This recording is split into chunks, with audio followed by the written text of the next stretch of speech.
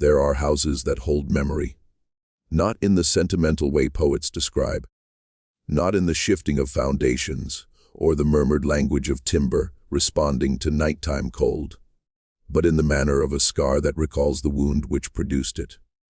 Closed, guarded, kept shut by tension from within. During the winter of 1887, on a farmstead outside Harrowfield, Pennsylvania, a family of 6 moved into a residence that had stood empty for 11 years. Within 4 months, 3 of them would be dead or gravely ill. Within 6, the county coroner would quietly seal his own findings and file them under a designation that appeared in no official registry. The property had changed ownership 5 times over 46 years.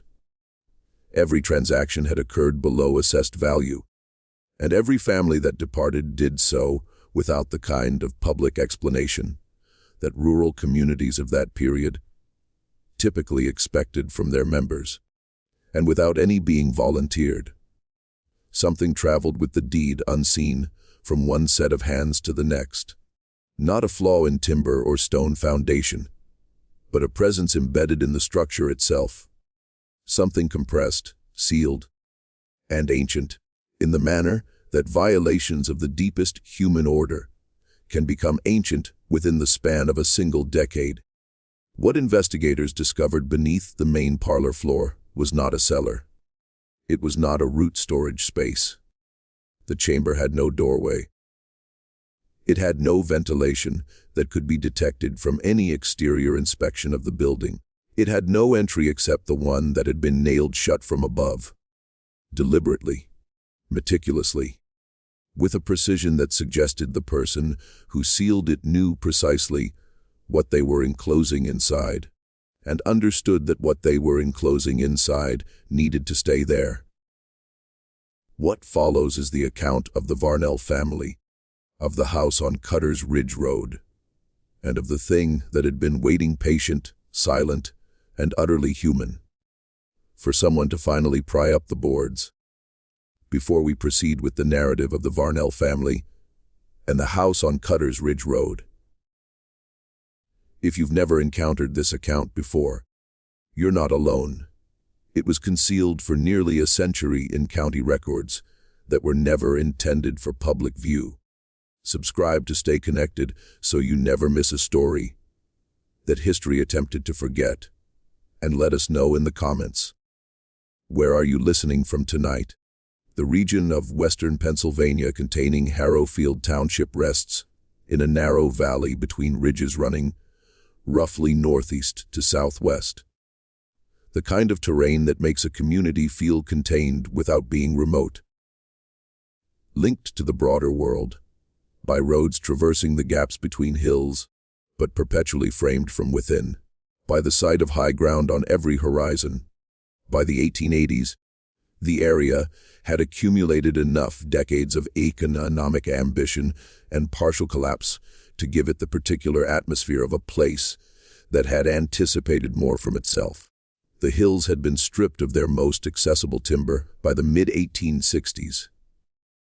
The output of 2 decades of sawmill operations that had seemed, when they commenced, like the establishment of a permanent industry, and it proved to be the rapid exhaustion of a finite resource. The sawmills had opened and closed within the same decade. A rail spur had been proposed, surveyed by a party of engineers whose visit had generated considerable local excitement, and then quietly abandoned when the company financing the extension dissolved under circumstances that the Kellerton Courier described only as irregularities in the accounts of the principal officers. Coal had been found in sufficient quantity to encourage speculation, but insufficient quantity to reward it at scale. The land, stripped of its most profitable resources, had reverted to its secondary utility, farming, and the slow, patient labor of making marginal ground produce enough to sustain the families who worked it. What remained in Harrowfield in the 1880s was a community of roughly 400 souls. They were connected to the larger town of Kellerton by 12 miles of road that followed the valley floor and became genuinely impassable for 6 to 8 weeks every winter. When the combination of freeze and thaw cycles and the weight of wagon traffic turned the surface into something closer to a geological formation than a constructed thoroughfare. The people of Harrowfield were not exceptional. They were the ordinary product of a particular kind of American life. Predominantly Protestant, careful with money in the manner of people for whom financial missteps had consequences that spanned generations. Suspicious of strangers in the manner of communities that had learned to rely on themselves. And deeply invested in one another's affairs in the manner of people who understood that their survival was genuinely collective. They held church twice on Sundays.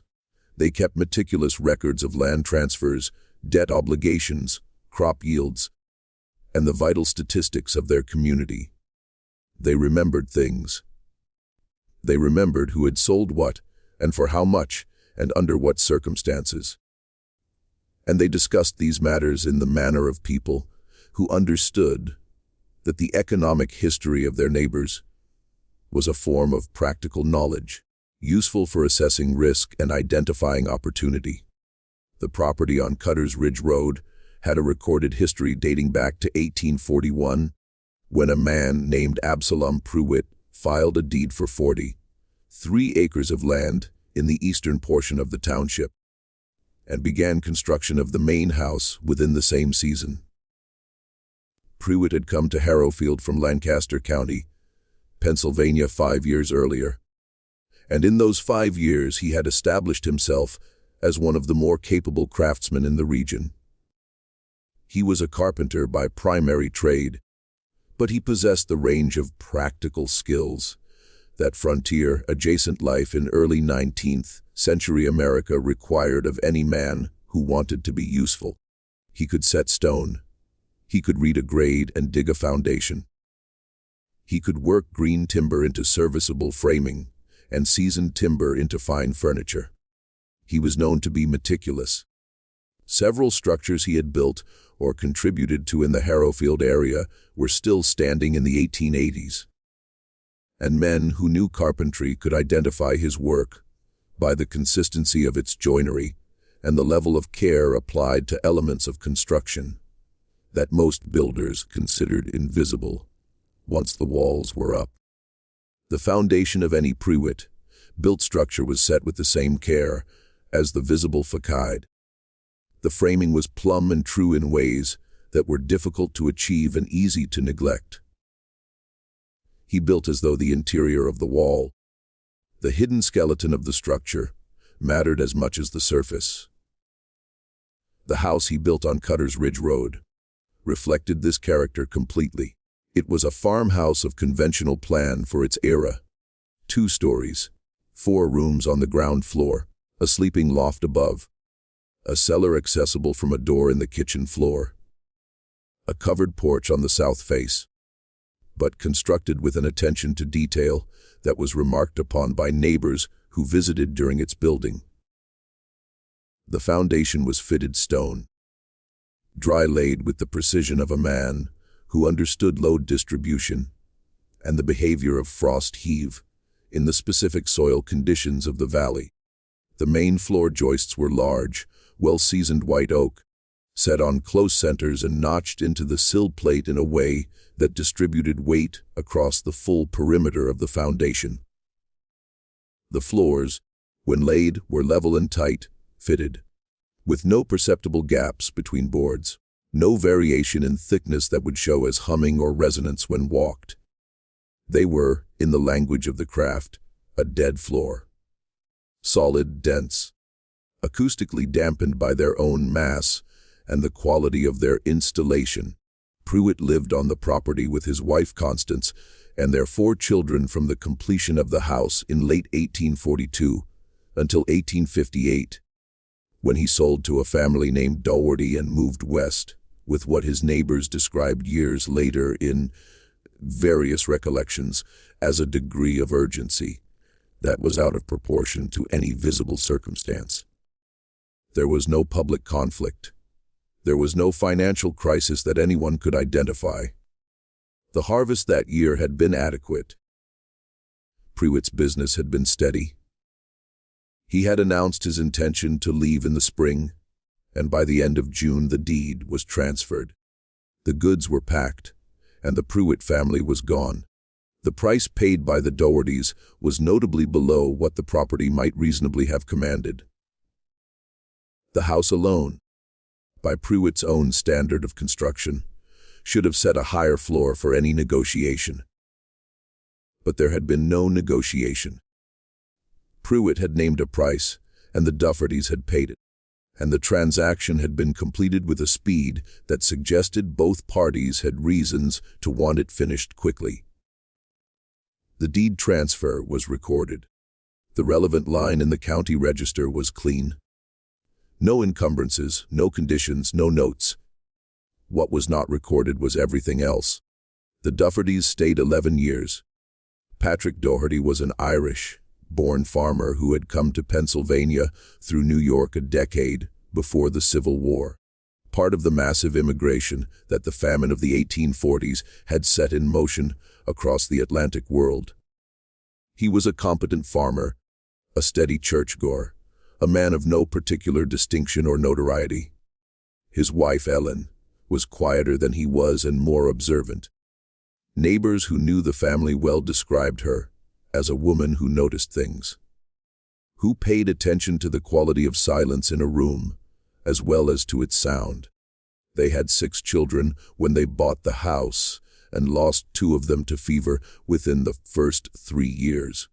Not unusual in a period when childhood fevers were a reliable constant in rural communities, without reliable medicine, but noted because 2 deaths in 3 years was at the higher end of ordinary loss. A third child, a boy named Dermot, who was 8 at the time of the purchase, died in 1865 in what the county register described as a fall of indeterminate cause. The register's usual practice was to specify the nature of an accidental death. A fall from a barn loft, a fall into the creek, a fall while cutting timber. The phrase, indeterminate cause, appeared rarely in the record and usually in circumstances that warranted some ambiguity.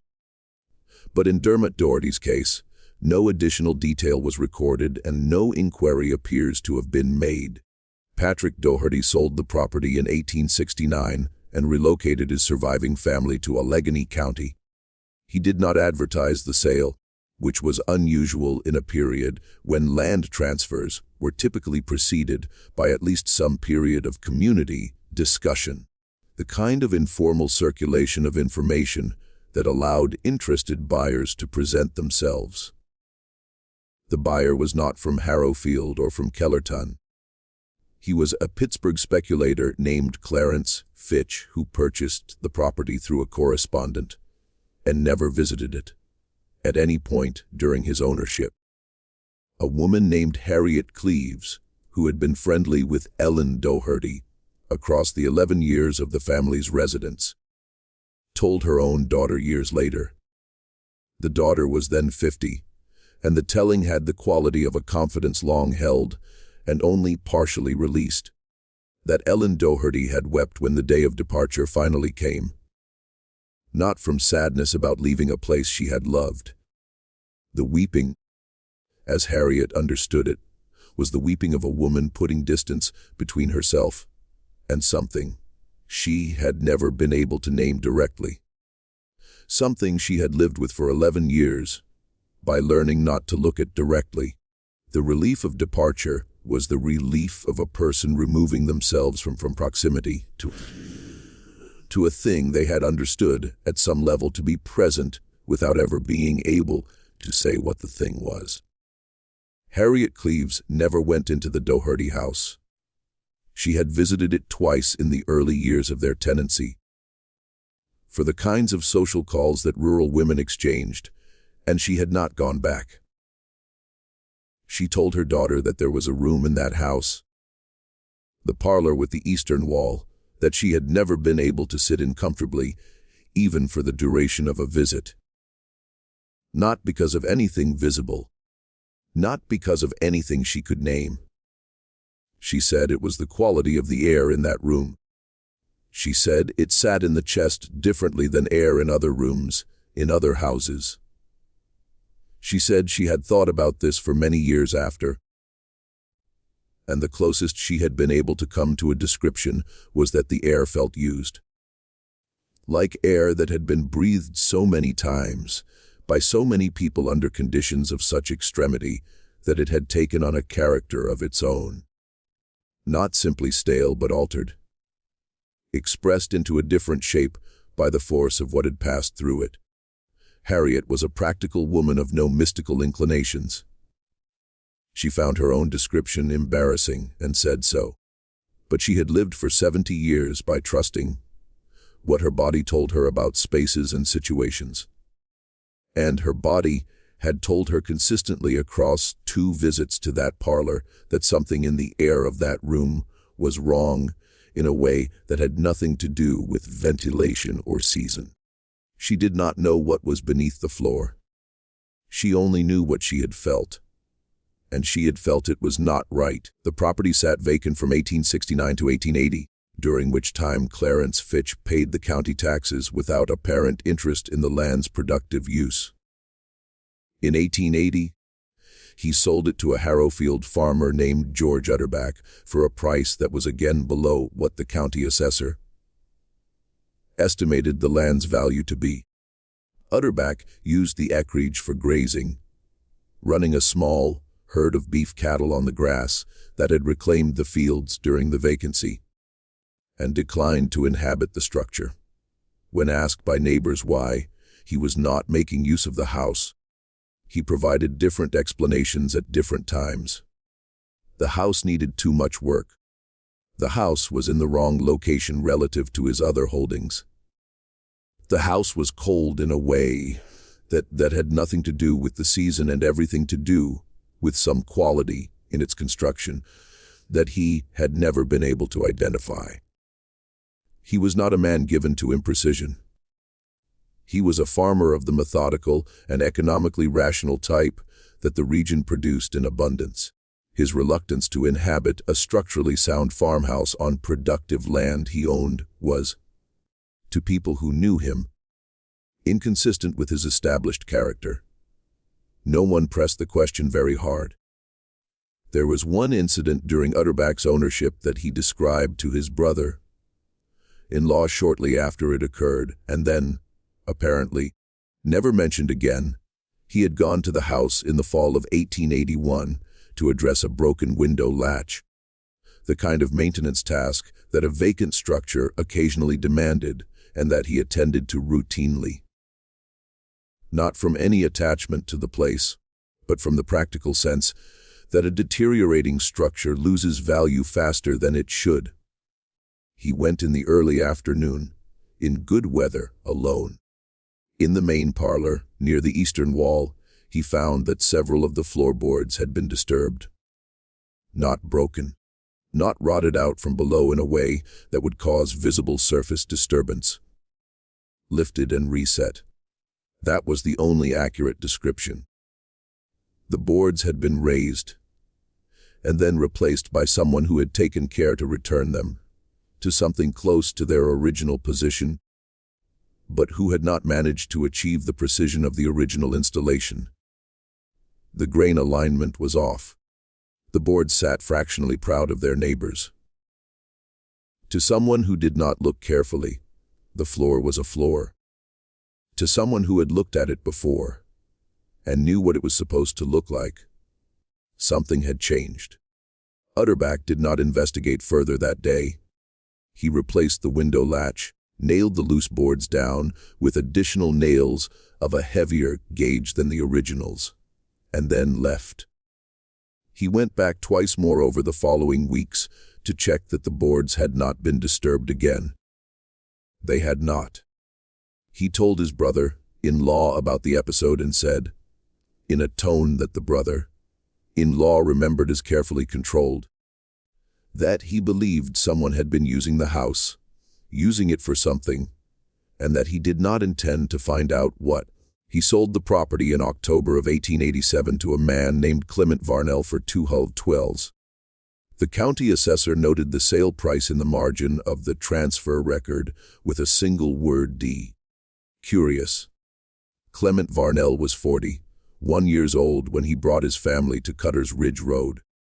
He had spent 12 years as a foreman in a glass manufacturing works outside Pittsburgh, an occupation that had suited his temperament.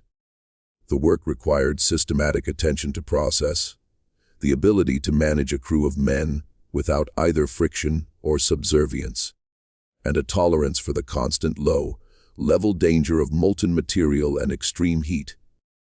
He was good at the work, and the work had treated him fairly until the contraction in orders that followed a shift in the regional economy and the management decision to reduce the workforce by a quarter, which removed Clement Varnell from a job he had expected to hold until he chose to leave it. The severance was modest. The family's savings were adequate for a period of transition. His wife's cousin had mentioned in passing a property in western Pennsylvania that could be had cheaply. The cousin had heard of it secondhand and did not know its history in any detail. Clement had gone to look at it alone in September of 1887 and had walked every room, pressed his thumb into every visible joint, and looked at the foundation from every angle the exterior permitted. He found it sound. He found it better than sound. He found it the work of a builder who had approached the craft with the same systematic seriousness that Clement had always applied to his own work, and he recognized in the structure the evidence of a mind that he understood intuitively. He did not ask about the price. He did not negotiate. He paid the asking price and moved his family in within 6 weeks. It was the most significant practical decision of his life, and he made it in the way that competent men of his era frequently made significant decisions, on the basis of what he could see and verify, without sufficient attention to the question of what he could not see. Margit Varnell was 37, a woman whose parents had come from the Dalarna region of Sweden in the early 1850s, settling first in New York and then following the Swedish migration corridor southwest into Pennsylvania's industrial belt. She had grown up bilingual, and Swedish remained the language of her emotional interior even after decades of American life had made English the language of her daily world. She was quiet in the specific way of someone who had learned that observation was more useful than speech. She watched situations develop and formed her assessments privately before committing them to language, which meant that when she spoke, it was usually to say something that she had already thought through with care. She was, by the standards of her community, an unusually self-possessed woman, neither dependent on her husband's certainty nor threatened by it, capable of forming and holding her own conclusions without requiring his validation. Their oldest child, Ewald, was 17, a broad-shouldered, deliberate young man who had inherited his father's practical intelligence without his father's tendency toward decisive commitment.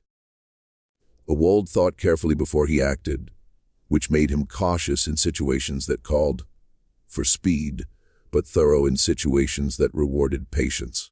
He was the child who most closely resembled Clement in the physical sense, and least resembled him in temperament. Their second child, Lena, was 14.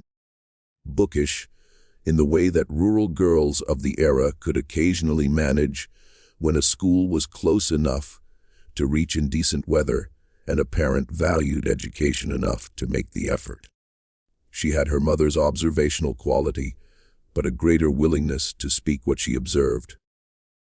The two youngest children were boys, Oscar and Per, 9 and 7, named for grandfathers on the Swedish side of the family in a way that Margit's parents had understood as the proper acknowledgement of roots in a country they would never return to. The family arrived in November, and spent the first weeks in the practical absorption of a household, establishing itself in a new place. Clement and Ewald worked on the outbuildings, which needed more attention than the house itself. The barn roof had a section where the boards had warped away from the rafters, and 3 of the fence lines required new posts where the originals had rotted at the ground line. The house itself needed cleaning more than repair. Margit and Lena worked through it room by room with a systematic thoroughness that a woman of Margit's upbringing brought to such tasks, removing the accumulated residue of 11 years of vacancy, the dead insects, the mouse droppings, the cobwebs thick enough in the corners to resemble construction rather than neglect, the particular quality of surface grime that settles onto horizontal objects in an unoccupied space and eventually bonds to them chemically. The cleaning took several days. Each room emerged from the process clean in the visible sense, smelling of the lye soap and beeswax that Margit used, giving no outward indication of what it had been before her attention. Except the parlor. The parlor was clean after Margit's work, but it did not smell clean. It smelled of something beneath the cleaning, something that the soap and the beeswax occupied the surface of without affecting the deeper layer. Margit noticed this and attributed it to old wood and the accumulated vapor of a sealed space. She hung curtains on the eastern wall, moved the heaviest furniture to cover the area where the floorboards looked fractionally uneven, and told Clement about the boards. He said he would see to them in the spring. She accepted this and moved to the next task until the winter settled around the farmhouse, with the particular authority of Pennsylvania, winters in that valley country. Not the dramatic accumulations of the mountain regions, but a persistent gray moisture, laden cold that got into structures and bodies alike with a patient thoroughness that was harder to defend against than any single dramatic storm. The house held heat adequately in most of its rooms, but unevenly. The north-facing bedrooms where the boys slept required the wood stove to work continuously to maintain livable temperature, and even then the outer corners of those rooms held a cold that seemed to resist the warmth without quite defeating it. The family adapted as farm families of that era adapted to everything, by wearing more layers inside, by arranging themselves closer to heat sources in the evenings, by accepting the conditions as the ordinary negotiation of life in a farmhouse in winter. The first indication that something was wrong came in January. Oscar began waking in the middle of the night and coming to his parents' room, which he had not done since he was a small child. He complained of headaches. Not the sharp, localized headaches of a head cold, but a pressure pain that he located behind his eyes and described in the limited vocabulary of a 9-year-old as feeling like his head was being pushed on from inside. The pain was worse in the mornings than at night. Worse when he was indoors than when he was outside. Worse, though this was a connection that none of the family made at the time, in the parlor than in any other room in the house. Margit measured his temperature and found it slightly elevated. Not enough to indicate a serious fever, but enough to suggest the beginning of an illness. She moved his sleeping position away from the outer wall, where the cold was most present, and watched him carefully. The headaches continued. The temperature fluctuated, present on some days, absent on others, in a pattern that did not match the typical progression of any illness she recognized. Per began showing similar symptoms in February. The timing, one child declining, then a second showing the same early signs, suggested to Margit an infectious cause. Something that had passed from Oscar to his younger brother, through the proximity of shared sleep. This was the rational interpretation, and she held it while also noting, in the careful private inventory, she maintained of things that did not quite add up, that the pattern of Per's symptoms was not identical to Oscar's in its timing or its character. Per was not feverish in the way Oscar had been. Per was confused, not in the sudden dramatic way of a child in the grip of a high fever, but in the gradual incremental way of someone whose perceptions were being altered by something slow and cumulative. He lost track of conversations. He repeated questions he had asked minutes before. He sat at the supper table some evenings with an expression that Margit described to herself and later to Clement as looking like a child who was listening to something no one else could hear. Clement noticed the same quality in both boys at the supper table one evening in late February.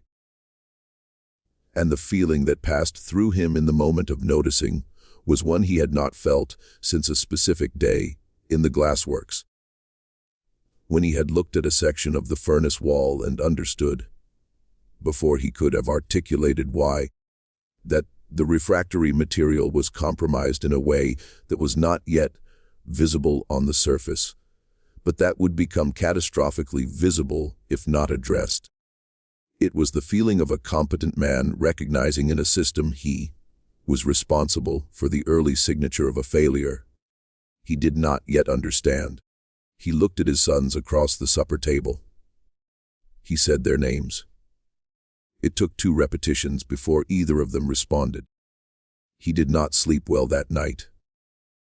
He lay in the dark and thought about the parlor, about the smell that persisted beneath the cleaning, about the boards that someone had lifted and reset before him, about the room beneath the floor that he had not told Margit about in any detail, about the iron rings in the stone of the eastern wall that he had been pretending for 3 months were something he could think about later.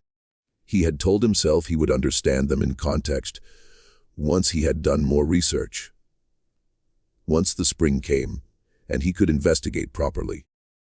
He had told himself this because the alternative, understanding them in the only context that their configuration naturally suggested, was an understanding that would require him to act. And he had not been ready to act. And he had not been ready to be the person who had moved his family into a house that had iron rings in a sealed room beneath the parlor floor. The smell from the eastern wall intensified in March with the partial thaw. It was stronger than it had been in the fall, stronger than Margit's initial description of old wood and sealed air had allowed for, and it carried in its register something that she could not resolve into any category of organic decay she had encountered before.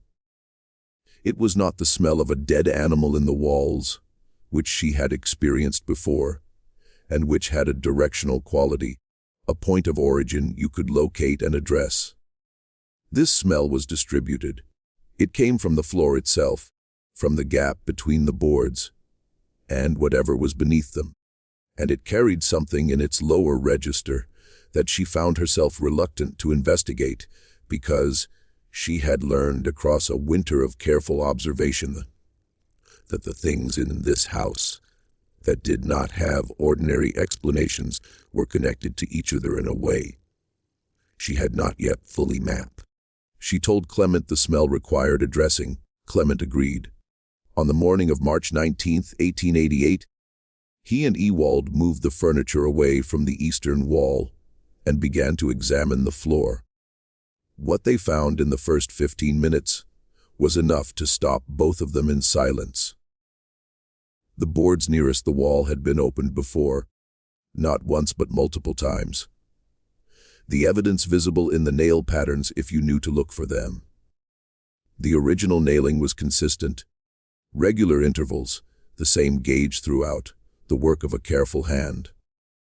Over those original nail holes, 2 subsequent sets of nails had been driven, each at slightly different intervals, each of slightly different gauge, each penetrating the boards in positions that almost but not quite matched the original.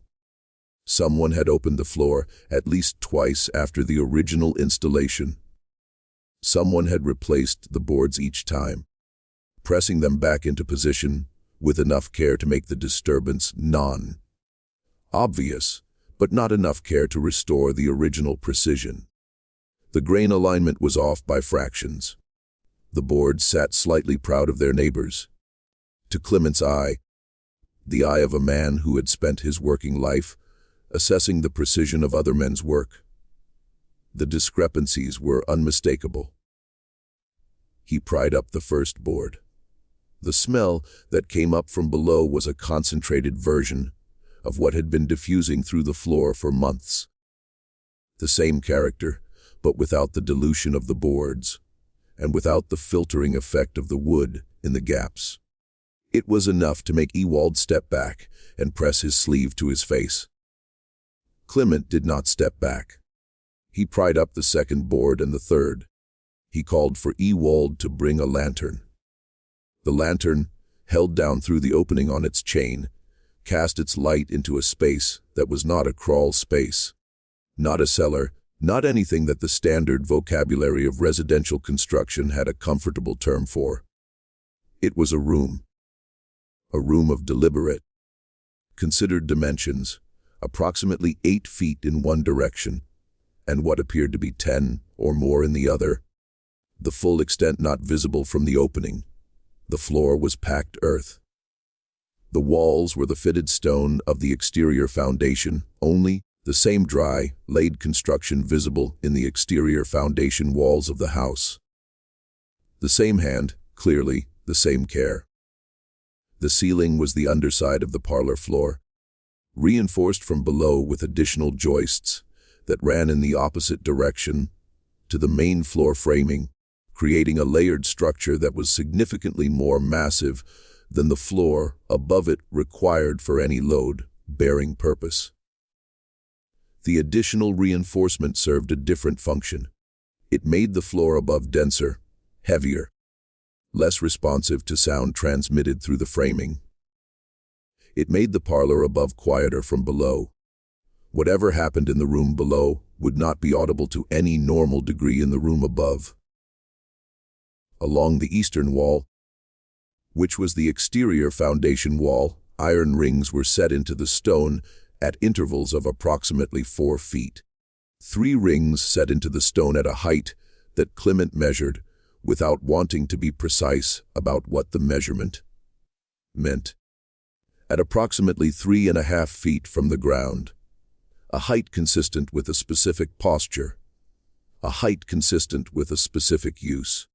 He held the lantern steady for a long time and looked at the rings.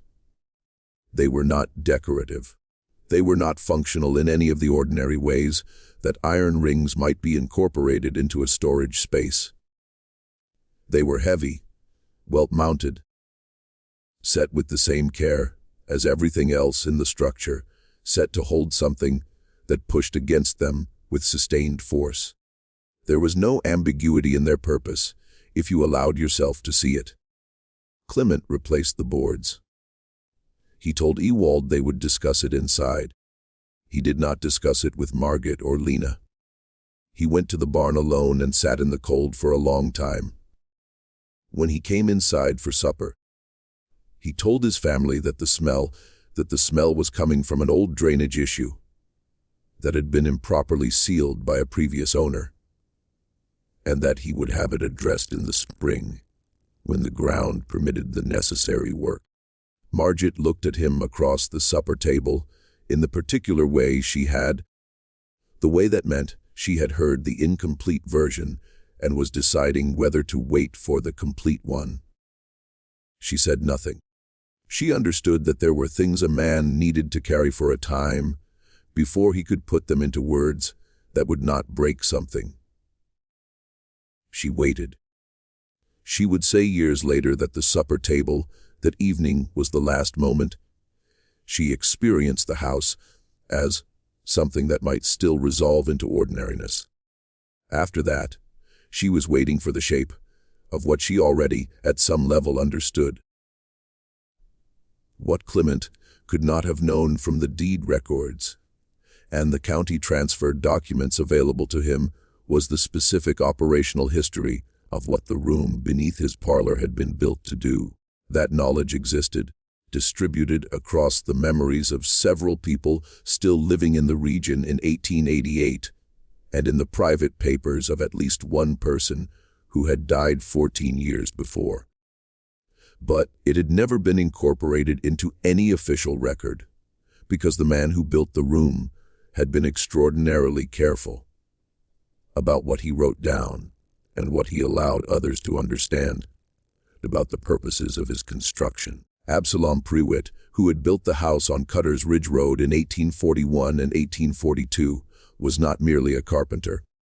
He was not merely a careful man, a skilled craftsman, and a church-going member of his community.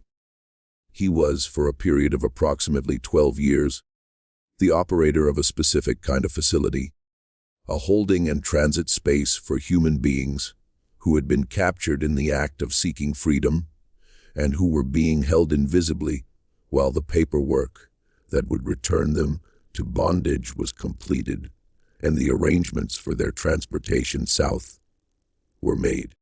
The language of the era had several terms for what Prewitt did, although the formal legal term was recovery agent, and it was a term with legal standing. The Fugitive Slave Acts of 1793 and 1850 created a framework within which men like Prewitt operated under color of law, performing what they and their legal advocates consistently framed as the legitimate enforcement of property rights established by the Constitution of the United States. The network that Prewitt operated within had tentacles that ran through several Pennsylvania counties and connected through intermediaries to agents in Maryland and Virginia who did the initial capture work. Prewitt's role was intermediate and logistical. He provided a location in which captured individuals could be held without public visibility in a county that was not the county of initial capture, while the legal documents necessary for transport south were assembled, verified, and signed by the relevant magistrates. Pennsylvania was a free state, but federal law superseded state law on this specific question, and there were magistrates in western Pennsylvania in the 1840s and 1850s who were willing to sign the relevant documents if presented to them correctly. The room had been built for this purpose. Every element of its construction reflected the requirements of that purpose. The acoustic reinforcement of the ceiling so that sounds from below would not penetrate to the living space above. The absence of any ventilation that could be identified from the exterior. The iron rings set at the height appropriate for securing individuals in a specific posture. The dimensions large enough to hold several people for several days, but small enough to be invisible in any architectural examination of the structure. The packed earth floor, which absorbed moisture and biological residue, without the staining and odor retention that wood or stone would have shown. The sealed entrance disguised as ordinary flooring in a room that served the ordinary social function of a parlor. A room where visitors would sit, where the surface of respectability was maintained above a space in which the machinery of that respectability's opposite was concealed. People had been held in that room. The records that Clement would find months later in the packed earth of the southeast corner documented specific transactions names, or partial names, dates, amounts, outcomes. The records covered a period from 1843 to approximately 1856, and they documented at minimum 17 separate transactions as Prewitt had logged them. The outcomes column in Prewitt's ledger used 3 categories: returned as arranged, delivered to connection in Hagerstown, and matter closed. The third category appeared 4 times. What matter closed meant in Prewitt's accounting was not defined in the ledger. It was not defined anywhere in the available record. It was the kind of phrase that performs the function of a definition while actively refusing to provide one. A sealed door in language, serving the same purpose as the sealed boards in the parlor floor. The illness that had been progressing through the Varnell household since January was not a supernatural phenomenon. It was not a haunting in any sense that required a vocabulary beyond the material. It was chemistry. The sealed room, in its 4 decades of closure, had become a slow-release repository of compounds that the sciences of the 1880s did not yet have a complete framework for understanding. Organic material, biological trace, the atmospheric residue of a confined space that had held frightened human bodies in extended captivity under conditions of extreme physiological stress. What fear does to a human body over days and weeks is not merely psychological. It is chemical. It is hormonal. It is present in the breath and the sweat and every biological output of a body in sustained crisis. Multiplied across 17 documented transactions, across the specific biology of the packed earth floor and the sealed stone walls, accumulated over 40 years of closure, the room had become a kind of chemical record of its own history. Not metaphysically, not spiritually, but physically, in the air. In the particulate matter that the slight seasonal movement of the boards had been releasing gradually and invisibly into the living space above. The headaches that Oscar and Per were experiencing were neurological in origin, consistent with low-level exposure to compounds that in sufficient concentration would have produced more acute effects. The confusion, the emotional volatility, the quality of unfocused attention that their father had noticed at the supper table. These were symptoms. They were the body's response to something that was in the air of that house, and that the medicine of the era had no instrument to detect and no vocabulary to name precisely. Dr. Hartwell Brosius, when he came to see Oscar in early April, could identify the symptom cluster, but not its cause. He used the word miasma, the old pre-germ theory term for bad air, because it was the closest available language. He said the children needed outdoor air. He said whatever was causing the smell in the eastern parlor needed to be addressed. He did not go below the boards. Clement did not show him the room. The conversation stayed at the level of ventilation and drainage and the family's need to keep the children outdoors as much as the spring weather allowed. Oscar Varnell died on April 29, 1888. He was 9 years old. The cause of death recorded by Brosius was brain fever, a category that covered a range of neurological deteriorations that the medicine of the era could not more specifically differentiate. He had been ill for 3 months with a progression that had accelerated sharply in his final 3 weeks, moving from headaches and confusion to convulsions and extended periods of unconsciousness that the family watched over without the resources to do anything except be present. He was buried in the Harrowfield Lutheran Cemetery on May 1st. Ewald dug the grave because Clement could not bring himself to do it, and Margit would not let Clement tell Ewald why his father could not dig his brother's grave. Per became critically ill within 2 weeks of Oscar's death. The progression in Per was faster than it had been in Oscar, as though the mechanism causing the illness had optimized itself through the first child, or as though Per's lower body weight made him more susceptible. Margit, who had by now constructed in her mind a connection she could not yet fully articulate, but could no longer ignore.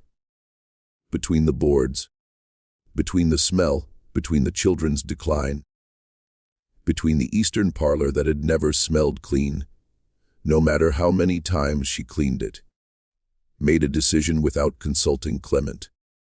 She packed Per's things on a Wednesday evening and took him the following morning to her sister's house in Kellerton, 12 miles away.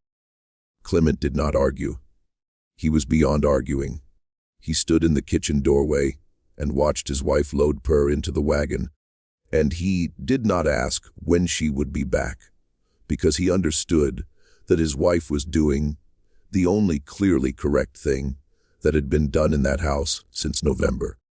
Per recovered slowly. The headaches recurred for months after he left the house, and then gradually, over a period of approximately a year, diminished and then largely ceased.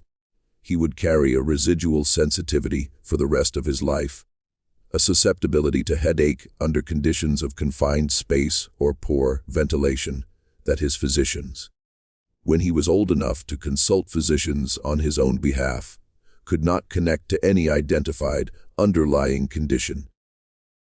The connection was there, but it existed in the gap between what had happened to his body in that house and what the medicine of his era had the tools to see.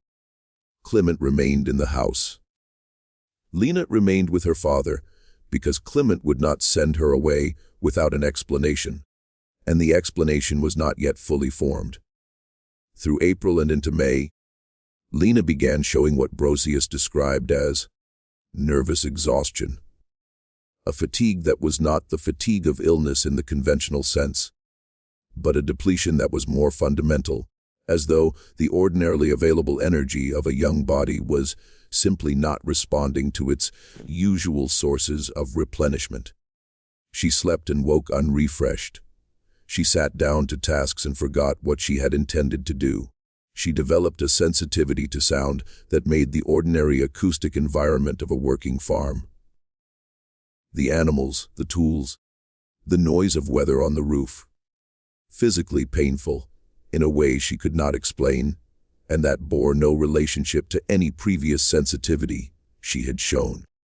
Clement watched his daughter's deterioration across 3 weeks in May and understood, with the specific torment of a man who has recognized a danger he failed to prevent, that the spring had come too late.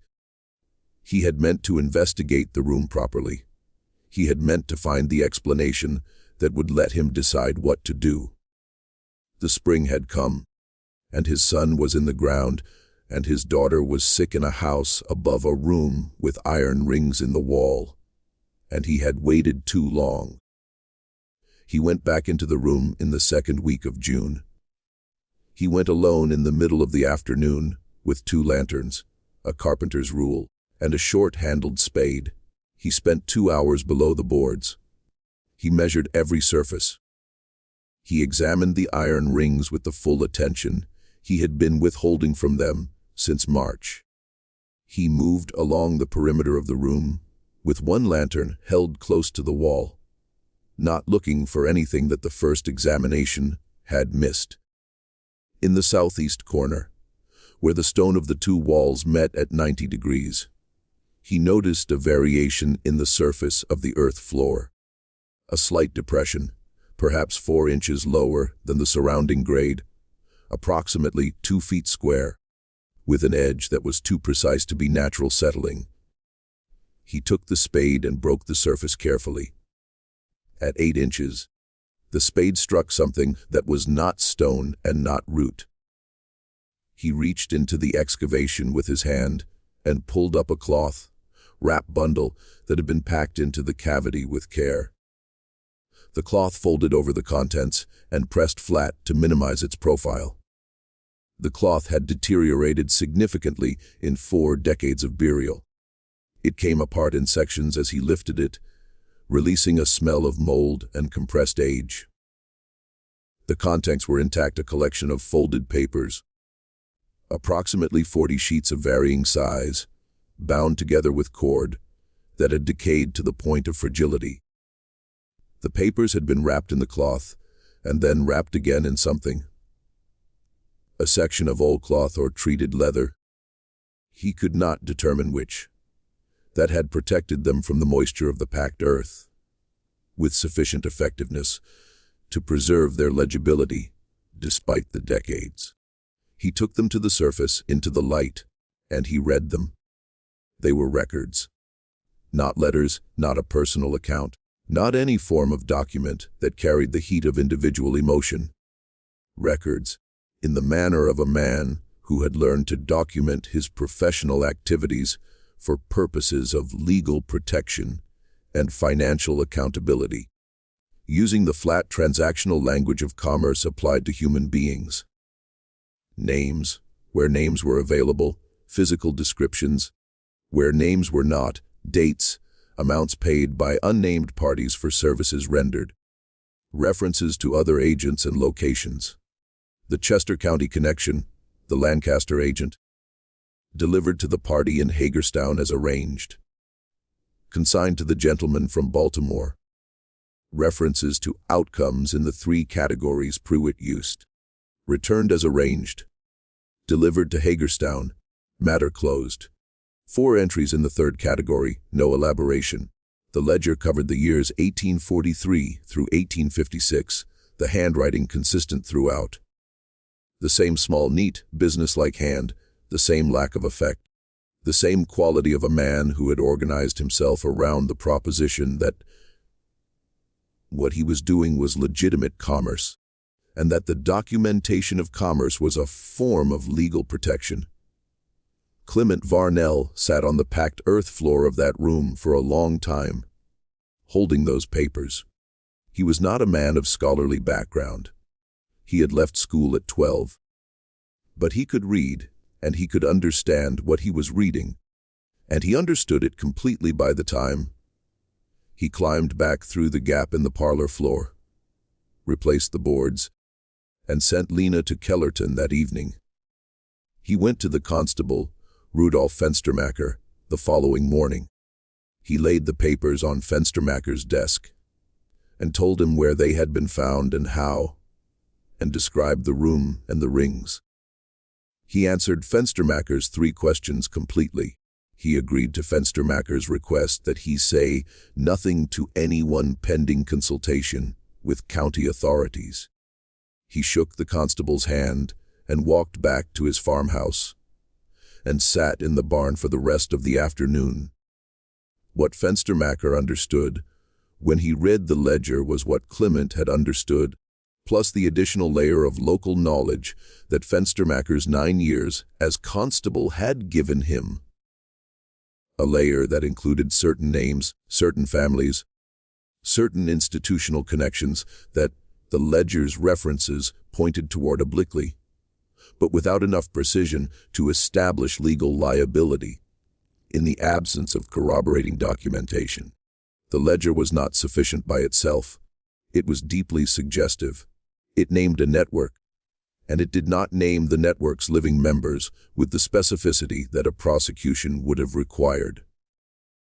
What it did do, what made it significant beyond its historical value, and dangerous beyond its evidential value, was connect a set of Pennsylvania locations, and by implication a set of Pennsylvania families, to a federal criminal enterprise that had operated under color of law, but that had, since the passage of the 13th Amendment and the end of the war, become definitively criminal in its historical character. The men the ledger gestured toward were not men who had simply held political positions that the law had since condemned. They were men, or their fathers and uncles were men, who had participated in specific transactions involving specific human beings, documented in Prewitt's businesslike hand, and that could potentially be traced through other county records, other correspondence, other witnesses who might still be living. The consultation took 6 weeks. County officials came to see Fenstermacher. Fenstermacher reported to Clement that the matter was being reviewed. The concrete was poured into the room, beneath the parlor, by workmen from Kellerton in late August, sealing the floor permanently.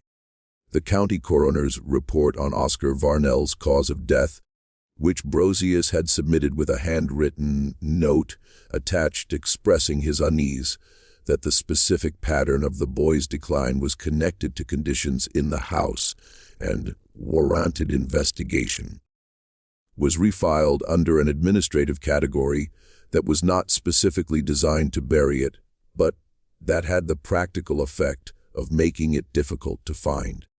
The ledger itself disappeared into a county administrative file that was classified under a reference number. With no corresponding description, in the main index.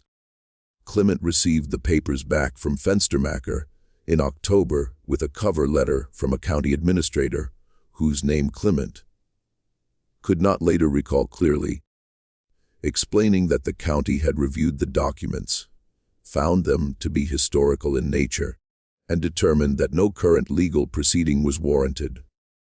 The letter used the phrase, "matter closed," a phrase that, given the ledger's own use of the same phrase, may or may not have been chosen deliberately. Clement did not ask. He sold the property in October of 1888 for $132 less than he had paid the year before, and moved his family to Allegheny County. He never returned to Harrowfield. He never spoke publicly about the house or what had been found in it. Margit outlived him by 11 years. In the last year of her life, when she was 69 and confined mostly to the house by the arthritis that had been advancing in her joints for a decade, she dictated a series of letters to Lena. Not for circulation, she said, just for keeping. The letters covered the house on Cutter's Ridge Road in a detail and directness that she had never managed in 40 years of living with the experience. She described the parlor on the first day she cleaned it. She described the quality of the air. She described the night she lay awake in the late winter and understood, with a clarity that had come to her all at once rather than by accumulation, that what she was smelling from beneath the eastern wall was not wood and not drainage. She described the supper table. On the night Clement came back from the barn and told them about the drainage problem. And she had understood that her husband was protecting her from something by not telling her, and that the thing he was protecting her from was something he had not yet found the shape of himself. She described the evening she loaded Per into the wagon. She described Clement's face in the doorway. She wrote, "The worst part was not what had been done in that room. The worst part was understanding that the house had been passed from one family to the next for 40 years, each time a little cheaper than before. And that somewhere in the county, in the township, and in the business of men talking to men in places where women were not present, there had always been people who knew or suspected enough to know that the price reflected something. That the cheapness of the house was not ignorance. That the ignorance was chosen. That what my children breathed was the air of a room that could have been opened decades before we came to it. And that the reason it was not opened was that the opening would have required a conversation that no one was prepared to have." She wrote, "The horror of it was not that something inhuman had been done. The horror was that it had been done carefully, by a man who went to church and kept records, knowing that the records were kept not from shame, but from the need to prove that the accounts were settled." She set down the pen after that sentence and did not speak again for some time. And Lena, who was transcribing, waited. Cornelia Fultz was 63 years old in 1927 when a county clerk named Wallace Hederman found the file and wrote to her. She had been documenting the history of freedom and its suppression in western Pennsylvania for 15 years. And she had learned in those 15 years to read the administrative record with the specific attention of someone who understood that the most important information in an archive is often the information that has been misclassified. A misclassified file is not necessarily an accident. A file that has been moved from one reference system to another without cross indexing is not necessarily incompetence. The archive reflects the intentions of the people who organized it, and the people who organized it had intentions that were not always recorded. She had developed across 15 years a finely calibrated sense for the difference between a file that had been lost and a file that had been misplaced in a particular direction. She spent 2 days with Prewitt's ledger and the surrounding documentation. She took careful notes. She identified, from the combination of partial names, location references, dates, and the cross-referencing of those elements against other records she had spent years accumulating, 4 individuals or institutions that could be connected to the transactions. In Prewitt's ledger, with what she considered reasonable evidentiary confidence. 2 were deceased. 1 was alive, an elderly man of considerable local standing in a town 30 miles from Harrowfield, a retired businessman whose family name appeared in the ledger in a form consistent with a connection to the Lancaster network, referenced in one of Prewitt's entries. The 4th reference was to a specific building, a property still in existence and operating in a different capacity in 1927, that could be connected to at least 2 of the documented transactions. She wrote a report. She submitted it to a regional historical journal that published work on the pre-war period. The journal accepted it provisionally, then deferred publication pending additional review, then declined it without specific explanation. She submitted it to 2 other academic journals. Both declined. She submitted it to a Pittsburgh newspaper, where an editor expressed genuine interest, then became unreachable. She spent 4 years attempting to place the report in a venue with public reach. And across those 4 years, she watched the specific set of obstacles she encountered and thought carefully about what the pattern of those obstacles told her about who in the region was still invested in the particular silence that the Prewitt ledger had the potential to break. In 1931, she died. Her papers went to her niece and eventually in 1935 to a regional historical society that cataloged them correctly and completely and placed them in a reading room where any researcher with legitimate purpose could access them, which several did across the following decades. Without those researchers' subsequent work achieving sufficient momentum to move the report from the archive into the public record in any durable way. The house on Cutter's Ridge Road burned in 1901 when a barn fire spread in dry conditions and reached the main structure before it could be controlled. The walls that remained standing were pulled down by the new owner. The concrete slab that had been poured in the summer of 1888 was not disturbed.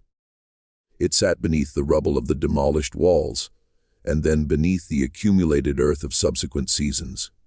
Invisible, unmarked in any survey, belonging to no one's memory in any official sense. The iron rings were beneath the concrete. The packed earth that had held Prewitt's ledger was beneath the concrete. The specific geography of what had happened in that room over 12 years was preserved in physical terms, beneath approximately 3 feet of accumulated material on a piece of land and reclassified, and re-been bought and sold and reclassified and renamed until connection between the surface and what lay beneath it was, to anyone consulting the available records, functionally invisible. Ewald Varnell was interviewed in 1939 by Cornelia Faltz's niece, who was attempting to continue her aunt's work. He was 58 years old.